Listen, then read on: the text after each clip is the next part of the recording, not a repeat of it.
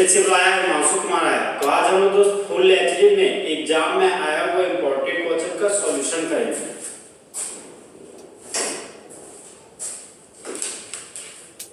तो question number 32 में आते दोस्त। क्वेश्चन नंबर 32 है आपका कन्वर्जन। कन्वर्जन को यहाँ पर लिखा गया कन्वर्ट। कन्वर्जन में होता है दोस्त कि रिएक्टेंट आपका प्रोडक्ट में बदल जाता है। तो जिस तरह मौसम बदल जाता है उसी तरह जब रिएक्टेंट डायरेक्टली प्रोडक्ट में बदल जाता हो रिएजेंट की मदद से, तो उसी को जनरली कन्वर्जन कहा जाता है। तो देखिए दोस्तों, आज हमको इथेनॉल को बदलना है इथाइलिन में। इथाइलिन दोस्त कॉमन नेम है इथिन का। तो सबसे पहले हमको दोस्त इथेनॉल का स्ट्रक्चर फॉर्मूला बनाना पड़ेगा। यहाँ देख सकते दोस्त, ईथ का मतलब दो कार्बन, कार्बन कार्बन के बीच सिंगल बॉन्ड होगा तो यहाँ पर एन है, और कहीं ना कहीं दो कार्बन का अल्कोहल होगा तो नाम क्या अल लगा हुआ है। तो इथेनॉल का स्ट्रक्चर फॉर्मूला हो गया आपका दोस्त CH3 सिंगल बॉन्ड CH2OH। अब इथेनॉल को इथाइलिन बदलना है, मतलब इथिन में बदलना है। तो हम लोग जानते हैं दोस्त कि दो कार्बन के अल्कीन को इथिन कहते हैं यूपेक नेम में, और कॉमन नेम में उसी को इथाइलिन कहते हैं। तो मेरे पास है दोस्त यहाँ पर इथेनॉल, ये आपका इथेनॉल। तो इथेनॉल का रिएक्शन हम लोग कंसंट्रेटेड सल्फ्यूरिक एसिड के साथ करते हैं। तो सबसे पहले जानेंगे दोस्त ये कंसंट्रेटेड सल्फ्यूरिक एसिड क्या है। कंसंट्रेटेड सल्फ्यूरिक एसिड का काम है दोस्त डिहाइड्रेशन कराना, और डिहाइड्रेशन कराने वाले एजेंट को डिहाइड्रेटिंग एजेंट कहते हैं। मतलब एक ऐसा एजेंट जो बाय प्रोडक्ट के रूप में वाटर के मॉलिक्यूल को बाहर निकालता हो और अल्फा और बीटा के बीच डबल बॉन्ड देकर जाता हो, उसी को बोलते हैं डिहाइड्रेटिंग एजेंट। तो यहाँ पर हम देख सकते हैं दोस्त, ये हमारा अल्कोहल फंक्शनल ग्रुप है। तो हम लोग जानते हैं कि फंक्शनल ग्रुप से जुड़ा हुआ कार्बन को बोलते हैं अल्फा कार्बन, और अल्फा का बगल वाला कार्बन को बोलते हैं बीटा कार्बन। हम लोग जानते हैं दोस्त कि इंडिया में रहने वाले सभी ह्यूमन बींग्स को इंडियंस कहते हैं। उसी तरह बीटा कार्बन के पास रहने वाले हाइड्रोजन को बीटा हाइड्रोजन कहेंगे। तो यहाँ पर दोस्त अल्फा से OH ग्रुप को हटाएंगे और बीटा से हाइड्रोजन को हटाएंगे। यहाँ पर लिख दिए दोस्त हाइड्रोजन।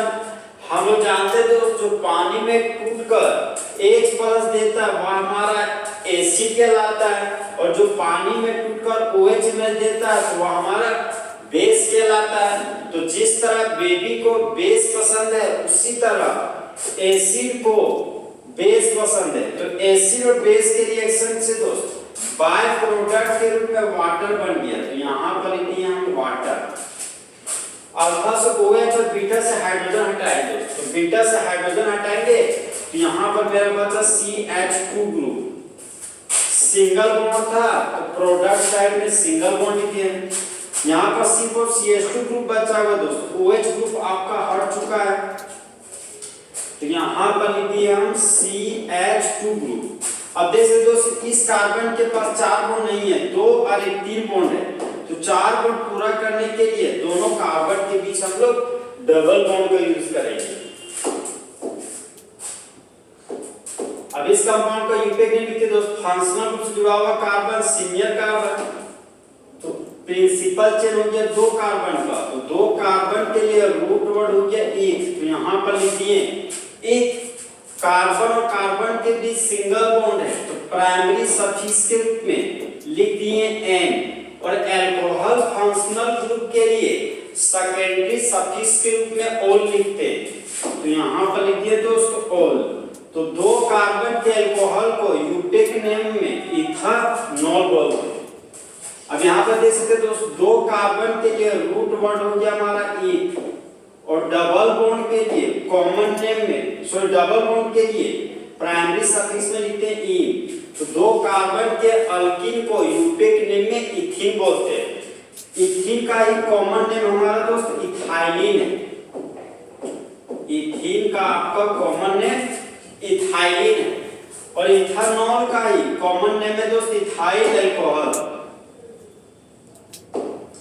देख सकते दोस्त, 2 कार्बन के अल्काइल को इथाइल बोलते हैं और ये हमारा अल्कोहल फंक्शनल ग्रुप है।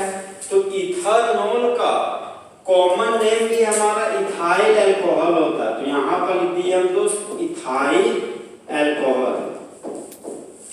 अब इस केमिकल रिएक्शन को दोस्त कुछ इस तरीके से पढ़ेंगे कि जब इथानॉल का डिहाइड्रेशन कराते हैं कंसंट्रेटेड सल्फ्यूरिक एसिड के प्रेजेंस में, तब मेन प्रोडक्ट के रूप में इथीन और इथाइलिन बनता है और बाय प्रोडक्ट के रूप में वाटर का मॉलिक्यूल बनता है और होने वाले रिएक्शन को डिहाइड्रेशन रिएक्शन कहते हैं। तो इस तरह देख सकते हैं दोस्त, इथानॉल हमारा इथाइलिन में बदल गया।